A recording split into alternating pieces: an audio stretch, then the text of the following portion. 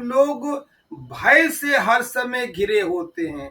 वो ज्ञात का भय हो या अज्ञात का भय हो, कैसा भी भय हो, हर व्यक्ति भय से ग्रसित रहता है। माँ बाप इस भय से रहते हैं कि बेटे को कहीं ऐसा न हो जाए, बेटा गाड़ी से जा रहा, हवाई जहाज से जा रहा, कहीं ऐसा हो न जाए, मेरा बिजनेस मैं कर रहा हूं नया वाला, कहीं ऐसा हो न जाए। अभी हुआ नहीं है, अभी भय कोई है नहीं। बिना मतलब में मस्तिष्क में भविष्य काल की चिंता को लेकर के जो अभी पता ही नहीं है कि क्या है, उसको लेकर के एक नेगेटिव थिंकिंग, एक भय बना ही रहता है कि काश ऐसा न हुआ, ऐसा न हो जाए। अच्छा, कुछ भय ऐसे होते हैं जो आपको पता होते हैं, और कुछ भय ऐसे होते हैं जो आपको पता ही नहीं होते, अज्ञात के भय होते हैं। आप डरे डरे तो होते हैं, मगर ये नहीं पता चलता कि हम डरे हैं क्यों। कुछ तो साफ होते हैं, क्लियर, कि ये वाली समस्या इसलिए ऐसा हमको लगता है, इसलिए हमको भय है। और एक है अज्ञात का भय। उसी में एक बहुत साधारण इस समय समाज की साइकोलॉजी है।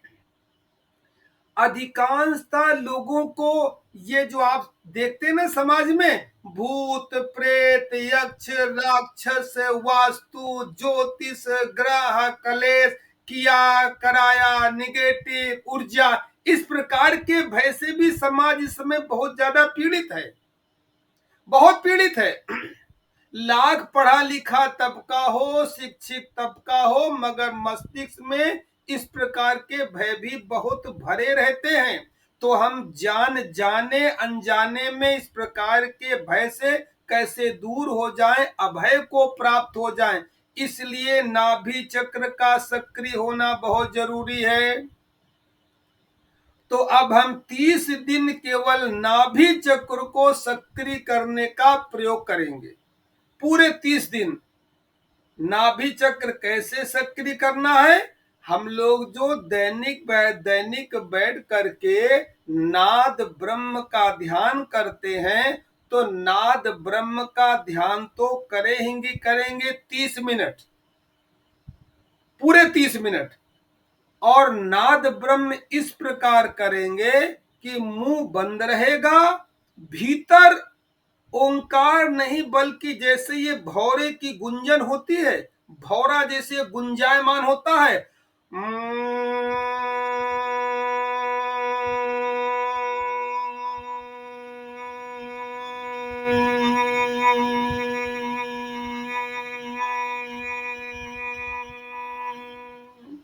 फिर श्वास भरेंगे, फिर भौरे की गुंजन करेंगे। भौरे की गुंजन बोल करके नहीं करनी है, भीतर करनी है। और भीतर करने के साथ साथ इतनी जोर से करनी है कि ऐसा महसूस हो कि उसकी जो वाइब्रेशन है आपके चारों ओर, कमरे में नहीं बल्कि अगर सड़क पे अड़ोस पड़ोस में भी कोई जा रहा है तो वो भी कंपित हो जाए, उसको भी सुनाई पड़े। यानी मुंह से कर नहीं रहे, मगर इतनी वेग से करेंगे, इतनी त्वरा से करेंगे कि वहां भी सुन लेगा वो। तो इस तरह 30 मिनट करेंगे। 30 मिनट के बाद एक संगीत बदलेगा, उस वो 7.5 के 2 चरण होंगे। 7.5 के 2 चरण होंगे। 2 चरण में जब संगीत नाद ब्रह्म का बदलेगा, ये आपको अपने आप पता चल जाएगा। तो हथेलियों को इस तरह कर लेंगे, सीधे, बिल्कुल हथेलियों को सीधे कर लेंगे। आपने देखा होगा ना, जब जादूगर कोई काम करते हैं तो हाथ से इशारा करते हैं, या कोई साधु संत या झाड़ने वाले करते हैं तो हाथ से करते हैं। इस तरह ना, इस तरह बच्चे को झाड़ते हैं, जब झाड़ा देते हैं साधु संत हाथ से आशीर्वाद देते हैं। और जादूगर भी इस तरह कंपन करके अपनी कोई कला दिखाते हैं, जिसे मेस्मरिज्म कहते हैं। ये अक्सर देखा होगा। यानी हाथ की उंगलियों में ऐसा पावर है, इनसे कुछ निकल रहा है जो सामान्य तौर पे हमको अभी पता नहीं है। हमारी संवेदनाएं इतनी महसूस करने की क्षमता नहीं है, अभी अतीन्द्रिय ज्ञान इतना पैदा नहीं हुआ है कि हम इनको महसूस करें, मगर होता है। उदाहरण के तौर पे रामायण की एक चौपाई सुनी होगी। लक्ष्मण जी कहते हैं परशुराम से, जब युद्ध हो रहा है, धनुष भंग का सीन है, तो लक्ष्मण जी जब परशुराम जी क्रोधित होते हैं तो लक्ष्मण जी उनको शांत करने के लिए कहते हैं हंसी में कि यहाँ ऐसा मत समझो कि यहाँ कोई कुम्हड़ा का फूल है। कुम्हड़ा जानते हैं, जिसे कद्दू बोलते हैं। तो एक चौपाई आती है, यहाँ कुम्हड़ बतिया क्यों नाही और जे तर्जनीय देख मुरझाई। लक्ष्मण जी कहते हैं कि यहाँ कोई कुम्हड़े की बतिया नहीं है कि तुम उंगली दिखा दोगे डर जाएगा। इसका मतलब आप लोगों ने अनुभव किया होगा, जो ये खाने वाला सीताफल होता है, कुम्हड़ा होता है, अगर इसके फूल को, इसके कली को उंगली दिखा दी जाती है तो मात्र उंगली दिखाने से ही वो सूख जाता है। ये सबको अनुभव होगा, गांव वालों को विशेष अनुभव होगा। कोई कुम्हड़ा की बतिया है, कुम्हड़ा का छोटा सा फल है, उसे उंगली दिखाई नहीं कि वो रहा देखो, वो मात्र उंगली दिखाने से ही वो सूख जाता है। यानी उंगली से कोई ऐसी किरणें निकलती हैं जो उस पे असर करती हैं, जो हमको पता नहीं है। कुदरत के जो लक्षण होते हैं उससे हमें पता चल रहा कि हमने उंगली दिखाई और फल सूख गया, यानी निकल रहा है।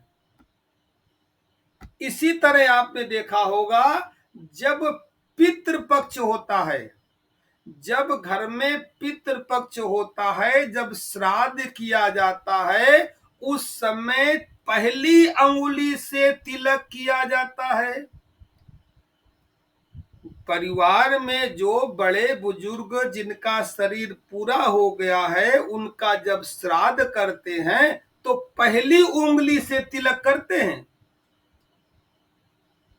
और जब हम सामान्य रूप से तिलक करते हैं, या कोई गुरु तिलक करता है, कोई पंडित तिलक करता है, तो इस उंगली से करता है। ये जो छोटी वाली के बगल में उंगली है, ये उंगली आज्ञा चक्र की प्रतीक है।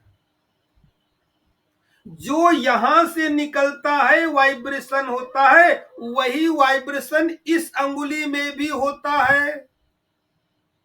तो कुल मिलाकर के ज्यादा गहराई में अभी नहीं जा रहे हैं, सिर्फ मेरे कहने का तात्पर्य है कि हाथों का भी कुछ असर होता है, इनकी भी कुछ रेज निकलती हैं, उन रेजों का भी हम प्रयोग कर सकते हैं, अगर हम संवेदनाओं को महसूस कर सकते हैं तो। इतने दिन ध्यान करते करते हो गया, शरीर भी शांत हो गया, मन भी शांत हो गया, अब धीरे धीरे हम शांति की ओर बढ़ रहे हैं, तो संवेदनाओं को महसूस करना भी थोड़ा सीखें। आज्ञा चक्र पे संवेदना को महसूस करना सबसे सरल है, अक्सर लोग अधिकतर अनुभव कर लेते हैं। उसी तरह नाभि चक्र की संवेदनाओं को भी हमको महसूस करना है। तो हाथ को इस तरह रखेंगे और बिल्कुल नाभि पे रखेंगे, और नाभि पे रखने के बाद जैसे जैसे म्यूजिक बजता रहेगा, नाभि की ऊर्जा को धीरे धीरे गोला बना करके इस तरह हाथ लंबा लेके जाएंगे, पीछे लेके जाएंगे, और पूरा गोला इस तरह बैठेंगे। आज तो कराएंगे नहीं, क्योंकि सबके बैठने की व्यवस्था होगी नहीं। जब व्यवस्था हो जाएगी फैल करके उस दिन शुरू करेंगे।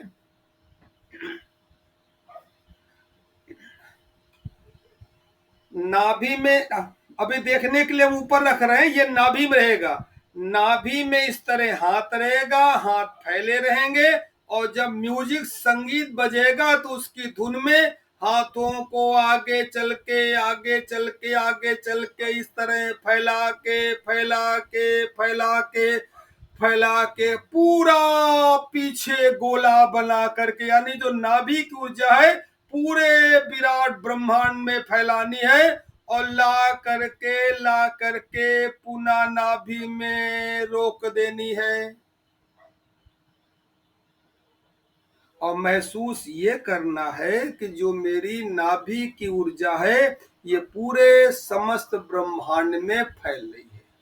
इसमें कोई जल्दबाजी नहीं करनी है। ऐसे नहीं करना कि ये क्रिया करना कोई शुरू कर दिया। हमने कहा ना कि ये क्रिया की चीज नहीं, अक्रिया की और संवेदनाओं की आवश्यकता है। एक एक जैसे धुन बजेगी, बिल्कुल ध्यान से महसूस करते हुए कि नाभि की ऊर्जा पूरे विश्व ब्रह्मांड पूरे पूरे यूनिवर्स में फैल रही है। मेरी नाभि यूनिवर्स की नाभि से एक हो रही है, पूरी ऊर्जा फैल गई। फैला दिया, फिर यहाँ आ गए, फिर धीरे धीरे धीरे धीरे धीरे धीरे पूरा जितना गोला बन सकता है, धीरे धीरे धीरे धीरे धीरे धीरे पूरा पीछे गोला बनाते हुए विराट यूनिवर्स में अपनी नाभि की ऊर्जा को फैलाना है। पुनः यानी नाभि से शुरू करेंगे, नाभि में ले आएंगे। ये चलेगा 7.5 मिनट। इसके बाद फिर जब अचानक म्यूजिक बदलेगा, आपको पता चल जाएगा। तो अब क्या करना है, हमने कहता है कि जो चीज हम किसी को देते हैं यूनिवर्स हमको वापस देता है 1000 गुना करके। एक नियम कई बार बताया है कि ब्रह्मांड में जो विचार हम फेंकते हैं, यूनिवर्स को जो हम देते हैं, जो हमने दान का सिद्धांत कभी बताया है। आप एक गेहूं का दाना पृथ्वी में देते हैं, यूनिवर्स सब मिला करके आपको कई गुना दाना देता है गेहूं का। एक बीज बोते हैं और कितने बीज मिलते हैं, वो तो मिट गया, यूनिवर्स में चला गया, आपने यूनिवर्स को दे दिया। अब यूनिवर्स आपको कितने गुना देता है, तो आपने जो यूनिवर्स में अपनी ब्रह्मांडी नाभि की ऊर्जा फैलाई है, अब अगले 7.5 मिनट के अंदर ये मानना है कि संपूर्ण यूनिवर्स की एनर्जी आपकी नाभि में समा रही है। अब क्या होना है, अब ये इस हाथ इसी तरह रहेंगे, हाथ इसी तरह रहेंगे, पीछे से चलेंगे कि पूरे यूनिवर्स की ऊर्जा को धीरे धीरे धीरे धीरे हम समेट रहे हैं। पूरे ब्रह्मांड की ऊर्जा, अनंत ऊर्जा को समेट रहे हैं, अपने यूनिवर्स की ऊर्जा को समेटते हुए अपनी नाभि में प्रवेश करा रहे हैं।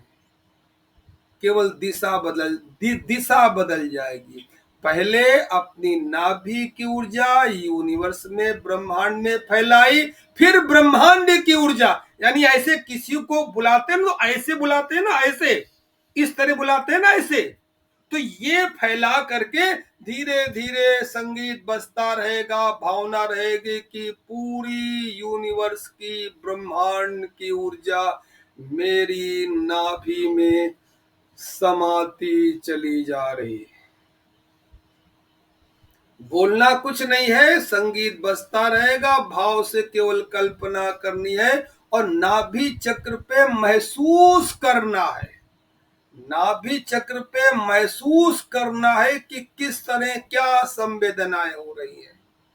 तो बस ये लाए और ये नाभि के अंदर प्रवेश करा दिया। दो बातों का ध्यान। 3 बातें हो गई।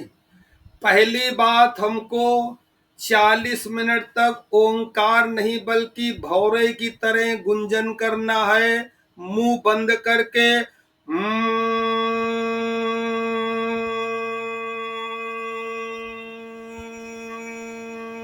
और क्रिया मान करके नहीं करना है, जल्दबाजी में नहीं करना है, आनंद से डूब करके करना है। 40 मिनट बाद दूसरी प्रक्रिया, नाभि की ऊर्जा ब्रह्मांड में फैलानी है। तीसरी 7.5 मिनट, और फिर 7.5 मिनट ब्रह्मांड की ऊर्जा नाभि में इकट्ठी करनी है। इसके बाद शवासन में विश्राम। थोड़ा थोड़ा समझ में आ गया होगा। आगे चल के जब और लोग जुड़ेंगे इस पे विस्तार से चर्चा करेंगे। आज केवल नाद ब्रह्म का ध्यान करेंगे, उसी